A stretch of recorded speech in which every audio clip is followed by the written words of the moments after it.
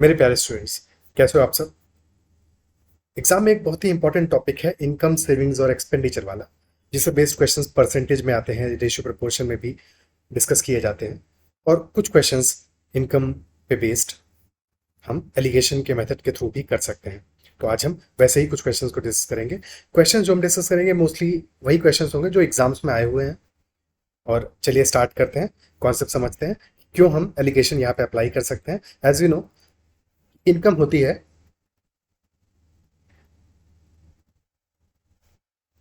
Savings plus expenditure, यानी कि जो भी किसी की कमाई हुई उसका कुछ हिस्सा खर्च करेगा और बचा हुआ हिस्सा बचत कहलाएगी। ठीक है, जो भी आय हुई उसका एक हिस्सा व्यय में जाएगा, खर्च में जाएगा, और बचा हुआ हिस्सा बचत कहलाएगा। अब क्योंकि चाहे हम सेविंग्स की बात करें या एक्सपेंडिचर की बात करें, इनको हम इनकम के टर्म्स में ही देखेंगे, इनकम के परसेंटेज में ही देखेंगे। ठीक है, तो अगर हम सेविंग्स और एक्सपेंडिचर और इनकम, जब सेविंग्स में कुछ परसेंटेज इंक्रीज होगा या एक्सपेंडिचर में कुछ परसेंटेज इंक्रीज होगा, अगर हम उस इंक्रीज पे एक एलिगेशन लगाएं, अपना वेट एवरेज लें उसका, तो हमें किसकी वैल्यू मिलेगी, क्या प्रपोर्शन मिलेगा हमें सेविंग्स और एक्सपेंडिचर का।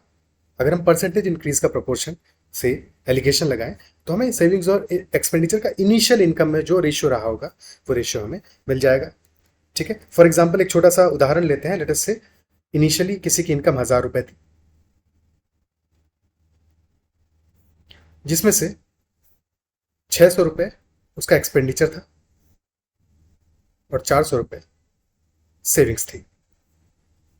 अब उसकी इनकम में 50% का इंक्रीज आया, 50% की वृद्धि हुई, तो नई इनकम हो जाएगी 1500 रुपये। जबकि जो बचत है उसमें 75% का इंक्रीज आया। ठीक है, यानी कि नई बचत हो गई उसकी 400 प्लस 300, 700 रुपये।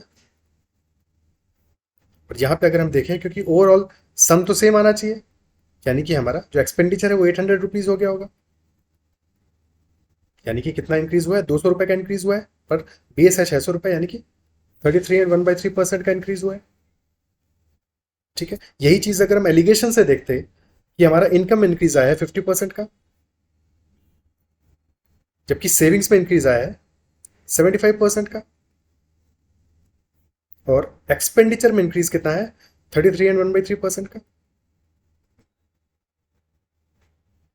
तो अब इस पे एलिगेशन लगाते हैं। सबसे पहली चीज तो क्योंकि ये फ्रैक्शन में दिया है तो 3 से मल्टीप्लाई कर देते हैं इसको। सेविंग्स की वैल्यू हो जाएगी 225, हो जाएगा 75 into 3, ये हो जाएगा 150, और ये वैल्यू हो जाएगी 100। 225 माइनस 150 75 आ जाएगा, 150 माइनस 100 50 आ जाएगा। यानी कि जो रेशियो आया हमारा, ये आया 2:3। ये 2:3 रेशियो हमारा आया है इनिशियल, ये रेशियो है ratio of initial savings and expenditure. ठीक है, क्या ये बात समझ में आती है। और ऑब्वियसली जो हमने एग्जाम्पल लिया है वहां से इसको वेरीफाई भी कर सकते हैं कि 1000 रुपए में सेविंग्स हमारी 400 रुपए थी, एक्सपेंडिचर 600 रुपए था, यानी 2:3 का ही रेशियो था। अब डायरेक्टली क्वेश्चंस पे चलते हैं और क्वेश्चंस करना शुरू करते हैं, और क्वेश्चंस में इन्हीं चीजों को, बेसिक चीजों को हम समझते चलेंगे। पहला सवाल लेते हैं।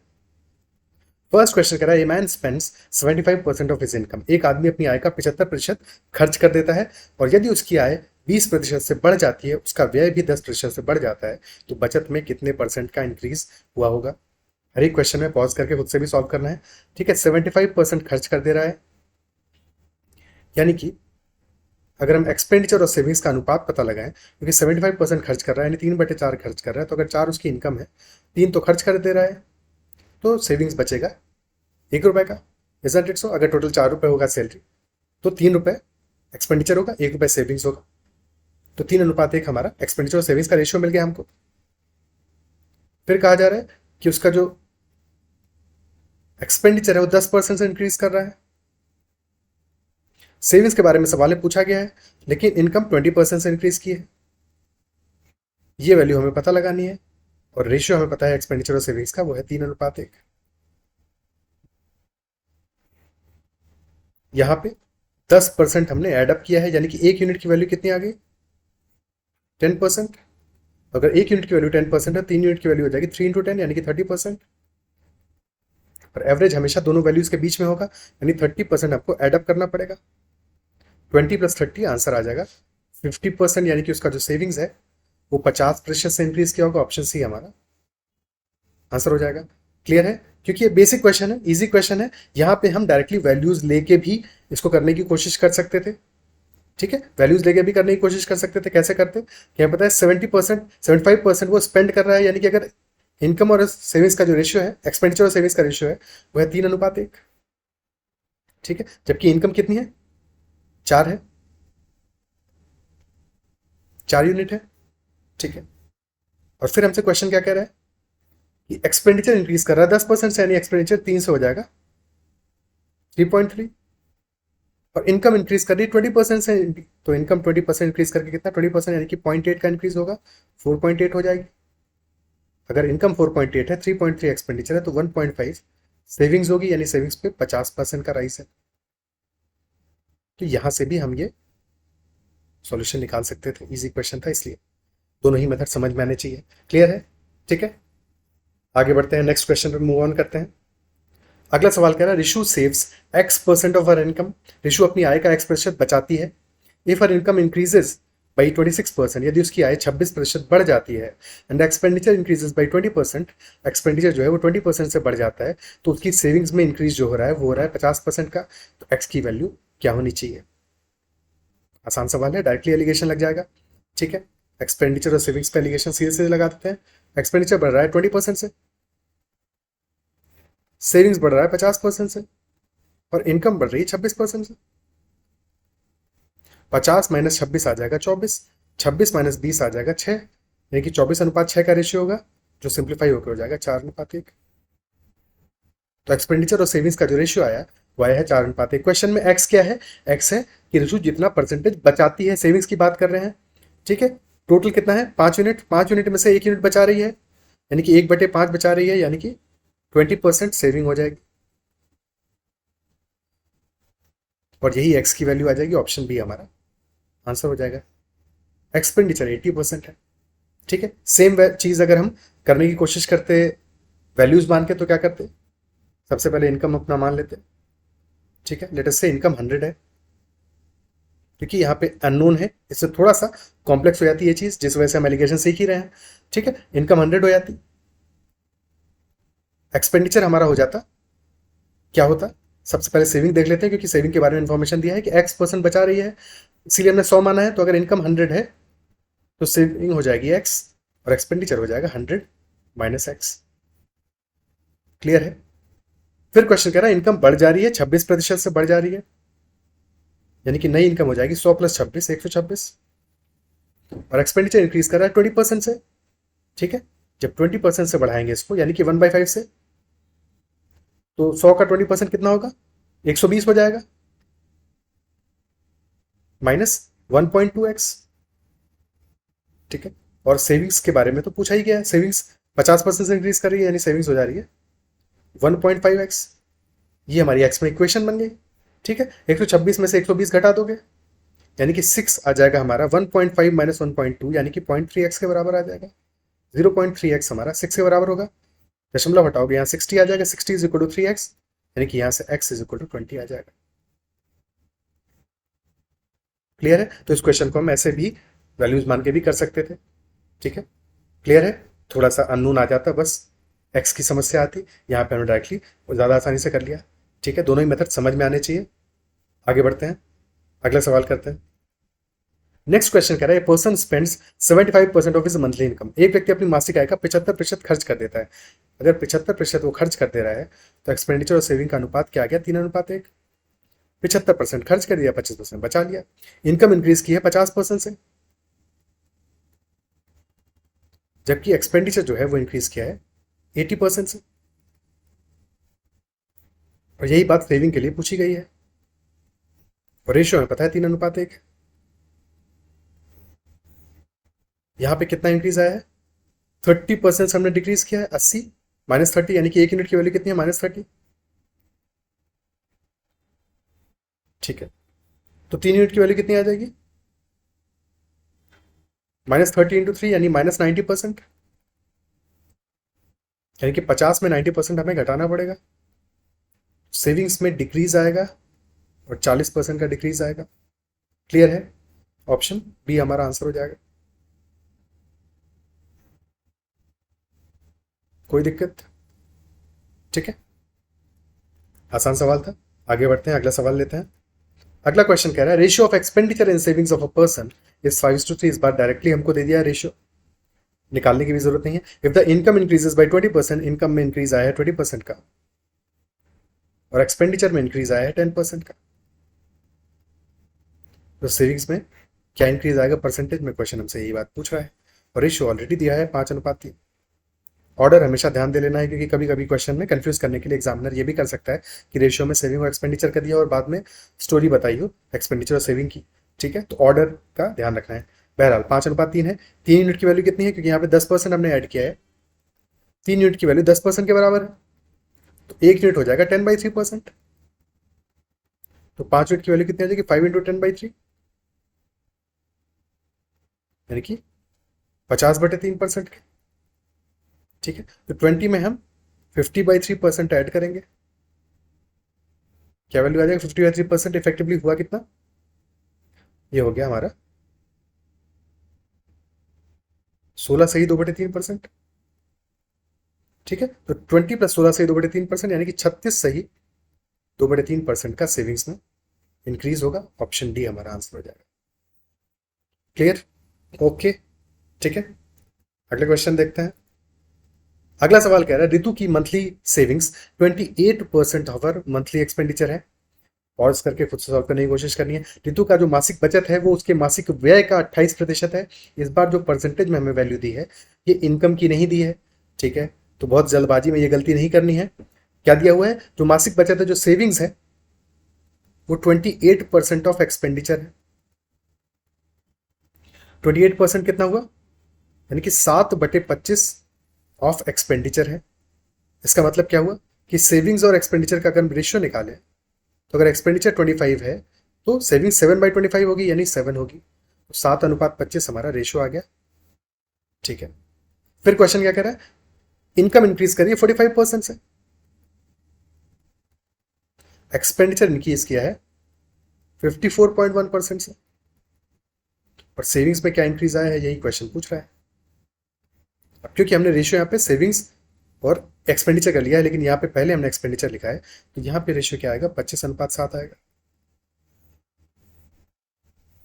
7 यूनिट की वैल्यू कितनी होगी? हम 54.1 में 45 के लिए 9.1 घटाएंगे तभी तो आएगा, यानी कि 7 यूनिट की वैल्यू 9.1% के बराबर है। 13×7=91, यानी कि 1 यूनिट हमारा 1.3% के बराबर है। तो 25 यूनिट कितना हो जाएगा? 25 × 1.3। ठीक है, 25 से कम 25, 25 या 75, 25 + 3, 25 + 7.5, यानी कि 32.5%। ठीक है, और ये हमें घटाना पड़ेगा क्योंकि एवरेज तो बीच में आएगा। ठीक है, तो 45 में हम -32.5% करेंगे, यानी कि 12.5% का इंक्रीज होगा। क्लियर है? ऑप्शन सी हमारा आंसर हो जाएगा। ओके, ठीक है, अगला सवाल देखते हैं। नेक्स्ट क्वेश्चन कह रहा है एक पर्सन है जो कि अपनी सैलरी का 37.5% इंक्रीज कर रहा है। इस बार वैल्यू में भी हमें दिया हुआ है 37.5% स्पेंड कर रहा है, खर्च कर रहा है। ठीक है, 37.5% खर्च कर रहा है, इसका मतलब कितना हुआ? 37.5% होता है 3/8, यानी कि अगर 8 उसकी सैलरी है, 8 उसकी इनकम है, तो 3 उसका क्या है? एक्सपेंडिचर। यानी कि एक्सपेंडिचर और सेविंग का रेशियो क्या आ गया? 3 एक्सपेंडिचर है तो 5 बचा रहा है। ठीक है, उसका इनकम 25% से इंक्रीज किया है, जबकि एक्सपेंडिचर 40% से इंक्रीज किया है। ठीक है, सेविंग्स के बारे में पता लगाना है, और उसके बाद हमें लिखा है कि यदि उसकी बचत 2560 रुपये बढ़ जाती है, यानी कि बचत में जो वैल्यू में इंक्रीज आया है वो 2560 रुपये का है, पहले परसेंटेज में निकाल लेते हैं, तभी हम सारी इंफॉर्मेशन पता लगा पाएंगे। और हमें पता है इनकम और सेविंग्स का, एक्सपेंडिचर और सेविंग्स का जो रेशियो है वो है 3:5 का। यहाँ पे हम 15% घटा रहे हैं, यानी कि 5 यूनिट की वैल्यू 15% के बराबर है। 1 यूनिट की वैल्यू आ गई 3% के बराबर, यानी कि 3 यूनिट की वैल्यू कितनी होगी? 3 × 3 9% के बराबर। 25 में 9% घटाएंगे, यानी कि सेविंग्स हमारी 16% से बड़ी होगी। और यही वैल्यू हमको गिवन है कि परसेंटेज में 16% से बढ़ी है, बट एक्चुअल में बढ़ी है 2560 रुपए। 2560 कितना होता है? 16, 256 यानी कि 16 का स्क्वायर। ठीक है, यानी कि 16%, 16 × 160, 16 × 160, 2560 आ रहा है। यानी कि 1%, 1% ऑफ सेविंग की वैल्यू कितनी है?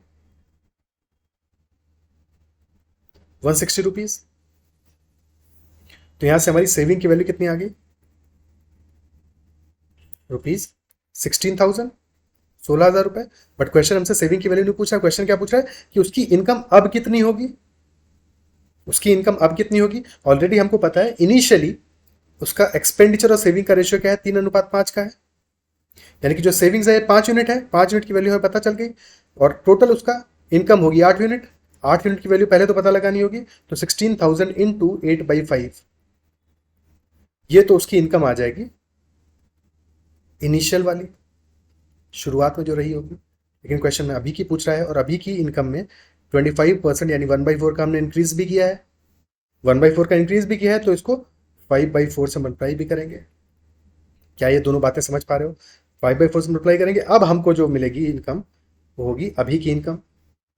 इस 5 से 5 कट जाएगा, 4 से काटेंगे 2 बार जाएगा, 16,000 इंटू 2 यानी कि ₹32,000 उसकी अभी की इनकम होगी। ठीक है, मेथड समझ में आया, प्रोसेस समझ में आया। ठीक है, क्लियर हुआ कैसे हमको अप्रोच करना है? ओके, ठीक है, अगला क्वेश्चन लेते हैं। नेक्स्ट क्वेश्चन कह रहा है Anshul got a raise of 30% on his monthly income. Anshul को उसकी मासिक आय में 30% की वृद्धि मिली है।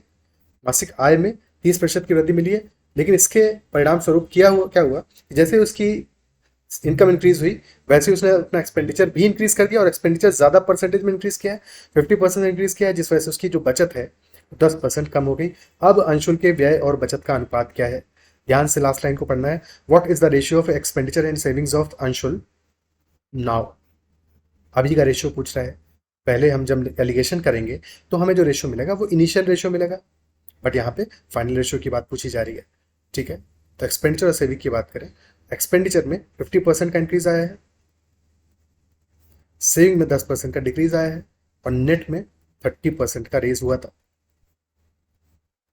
50 में 30 घटाया 20% आ जाएगा। 30 में जब -10 घटाएंगे, 30 प्लस -10, 30 माइनस माइनस 10 प्लस हो जाएगा, माइनस माइनस प्लस हो जाएगा, इजंट इट? तो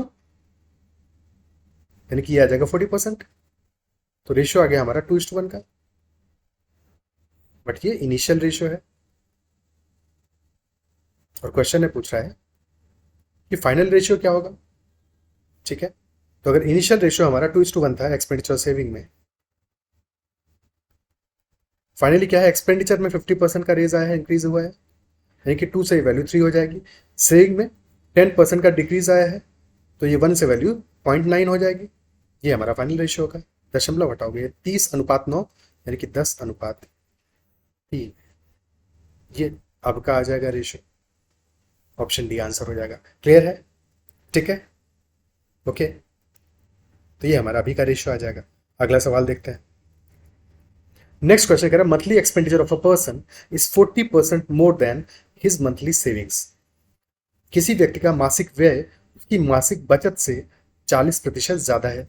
40% यानी कि 2/5 ज्यादा है, और बचत के कंपैरिजन में ज्यादा है। यानी कि अगर उसकी बचत या सेविंग्स 5 यूनिट है, तो एक्सपेंडिचर कितना होगा? 2 ज्यादा होगा। 5 + 2 यानी कि 7 हो जाएगा। 5:7 हमारा सेविंग्स और एक्सपेंडिचर का रेशियो आ गया। मासिक आय उसकी 40% से बढ़ती है, और मासिक व्यय 60% से बढ़ता है। तो एक्सपेंडिचर अगर उसका इंक्रीज कर रहा है 60% से, और उसकी इनकम बढ़ रही है 40% से, तो यहां से हमें निकालना पड़ेगा सेविंग्स कितने से बढ़ रही है। रेशियो हमको पता है, एक्सपेंडिचर और सेविंग का रेशियो क्या है? 7:5 है। ऑर्डर का ध्यान रखना है, 7:5 है।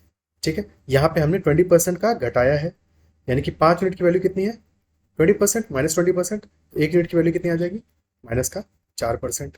7 यूनिट की वैल्यू क्या आ जाएगी? 7 × 4 यानी कि 28% माइनस का। तो 28% हम घटाएंगे 40 में, यानी कि ये वैल्यू आ जाएगी प्लस का 12%, यानी कि सेविंग में 12% का इंक्रीज हुआ होगा। ठीक है, और इस 12% की वैल्यू कितनी आ रही है? 2,070 रुपए। ये 12% किसका है? सेविंग्स का है।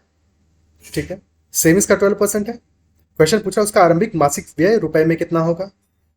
ठीक है, तो यानी कि 5 यूनिट उसका, अगर हम टोटल बात करें तो टोटल 12 यूनिट अगर उसका इनकम था, उसमें से 5 यूनिट उसकी सेविंग थी और 7 यूनिट उसका एक्सपेंडिचर था। 5 यूनिट का जो 12% है उसकी वैल्यू कितनी है, 2070। ठीक है, 12% ऑफ 5 यूनिट, 12% ऑफ सेविंग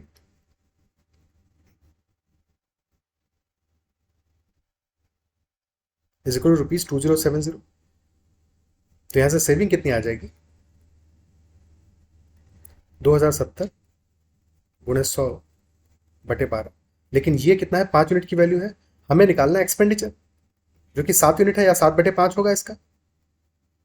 तो यहाँ पे कर देंगे, ठीक है, 2070 गुणे 100/12 गुणे 7/5। ठीक है, बजाय इसको नीचे लिखने के ऊपर ये वैल्यू लिख लेते हैं। ठीक है, तो यहाँ पे क्या कितना वैल्यू आ रहा है, 2070 गुणे 100/12 गुणे 7/5। ठीक है, 5 से इसको काटेंगे 20 आ जाएगा, 4 से काटा 5 आया, नीचे 3 आएगा। ठीक है, फिर इसको 3 से कैंसिल आउट करेंगे, कितना बचेगा, ये 3×18 690। ठीक है, 690 इंटू 5×7, तो 690 इंटू 5×7 कितना आ जाएगा, ये आ गया 69 इंटू 10 इंटू 5×7। 69 इंटू 7 कितना आ गया, 70 70 490, 490 -7 483 गुणे 50। 100 से गुणा करके डिवाइड बाई 2 कर दो, तो 48,300/2 यानी कि 24,150 रुपये। ये हमारा इनिशियल मंथली एक्सपेंडिचर आ जाएगा, ऑप्शन डी आंसर हो जाएगा।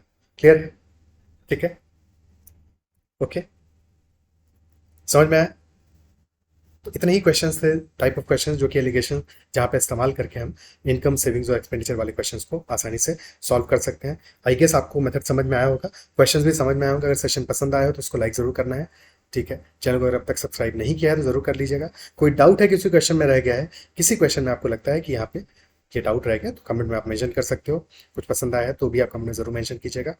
इतना ही रखते हैं आज के सेशन में, ख्याल रखिए, पढ़ते रहिए, फिर मिलते हैं। बाय बाय, टेक केयर, आज के लिए इतना ही।